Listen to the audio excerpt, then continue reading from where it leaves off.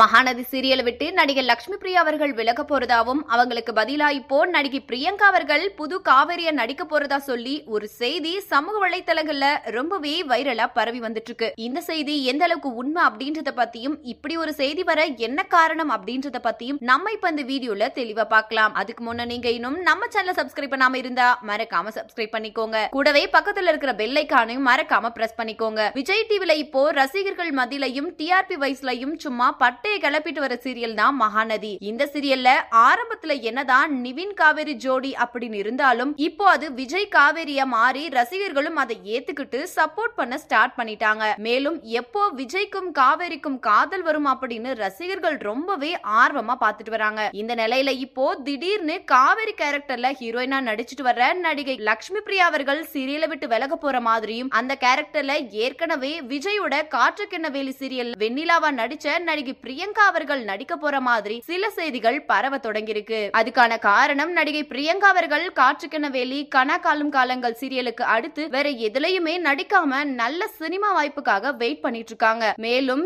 இப்போ மகாநதி சீரியல்ல ஒரு நல்ல கெஸ்ட் ரோல் ஒன்னு அப்கமிங் எபிசோட்ல வரப்போகுதாம். அதுல நடிகை பிரியங்கா நடிச்சா நல்லா இருக்கும் அப்படின்ற மாதிரி பேசிட்டு வராங்களாம். ஆனா அந்த ஒரு செய்தி தான் காவேரி கேரக்டர்ல அவங்க நடிக்க போற மாதிரி தப்பா பரவி வந்துட்டு இருக்கிறதா சொல்லப்பட்டிருக்கு. இதனால காவேரி கேரக்டர் மாற இப்போதைக்கு எந்த வாய்ப்புமே இல்ல அப்படின்னு தான் சொல்லியாகணும்.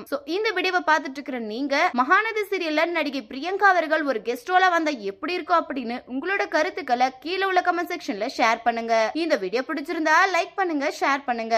மேலும் இது போன்ற பல செய்திகளை தெரிஞ்சுக்கொள்ள நம்ம சேனலை மறக்காம சப்ஸ்கிரைப் பண்ணிக்கோங்க.